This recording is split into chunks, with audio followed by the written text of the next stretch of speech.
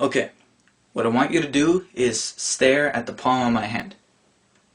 Keep staring at it. You're staring at it? Alright.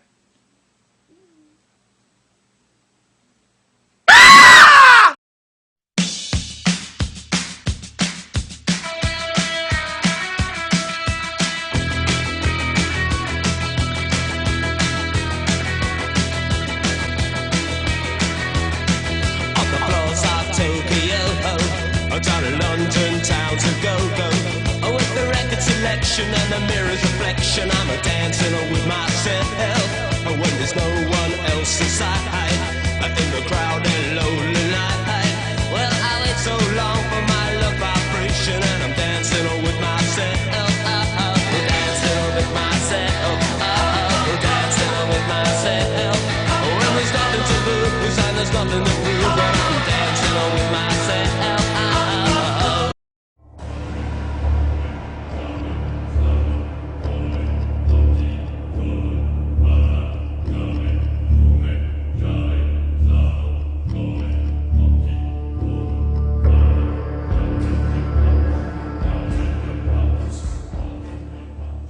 Hey everyone, time for another review. Sorry about the beginning. It was the perfect moment, I just had to do that. Sorry. Today we'll be reviewing yet another Voyager. This time we're going to go on to a Decepticon.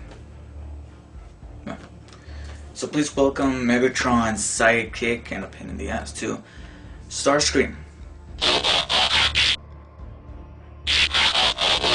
Starscream was purchased by me at the same time I purchased Ironhide for, of course, the Voyager class price, $19.99, and he has a moderate amount of availability.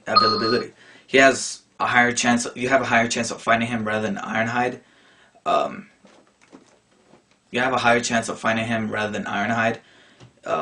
Sometimes they restock Wave 1 figures, Voyager class figures, and sometimes I happen to find him along with, I think it's Ratchet.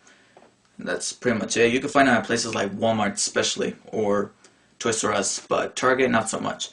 So if you want him still, if you're still looking for him, just give it some time, a lot of time. You might, increase your chances, but who knows. Okay, so here's Starscream in package.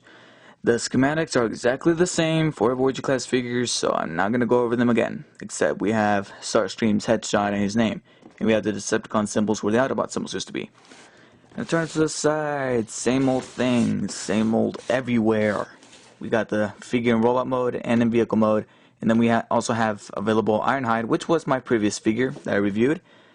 And then we have the bio and the specs. I'm going to go ahead and read the bio. Make this a little bit quick. Leading the hunt for the Allspark during the absence of Megatron on Earth has given Starscream a taste for command. He has experienced firsthand the brutality that allows Megatron to maintain control over his Decepticon legions.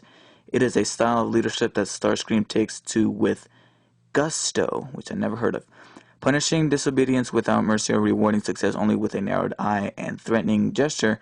He craves ultimate control and looks forward to the day when Megatron makes the mistake that allows Starscream the opportunity to slip a jagged shard of steel between his processor clusters.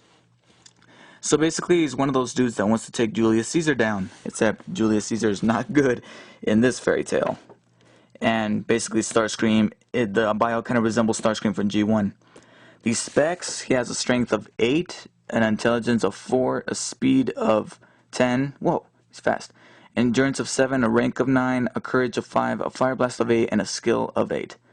One thing that kind of puzzles me is the fact that the numbers aren't connected to the little hexagons or whatever they're called. So that's basically him. Same old thing everywhere. However, for some reason the box suits him very well. So I guess I'm gonna go ahead and open this guy and take out the figure and check it out.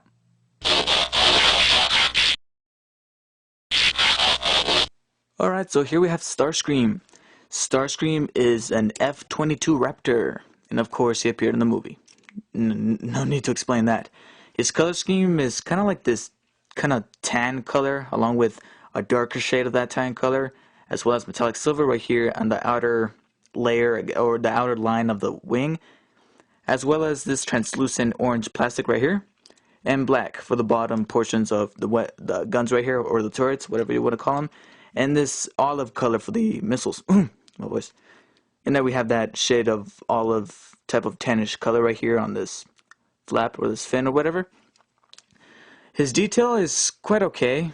We have the Decepticon symbols on both sides in metallic silver right there and right there. And other than that, that's it. There's almost no detail on this figure. Most of it is put into mold, much like other figures, or previous figures, that is. We have the cockpit, and we have a seat inside. However, well, yeah, you can see it right there. What would have been nice, what would have been kind of weird, actually, not nice, but weird, is if there was a little minifigure inside there with that little holographic image that he had in the movie. However, that would have been a little too weird. The rubber is, the point is made out of rubber, which is kind of weird. I guess it's a hazard type of thing, you know, the children under 3 type of thing. That's pretty much it. He's very bulky, he's very solid though, very firm, except for the missiles that keep getting out of their racks. At the bottom, there's almost not that much robot kibble, except over here we have the feet. And right here in plain sight, we have Starscream's face, or his head. There is this flap right here that covers most of his face. However, you can still see the top of his head. They should have, like, pushed his head in. That would have been nice.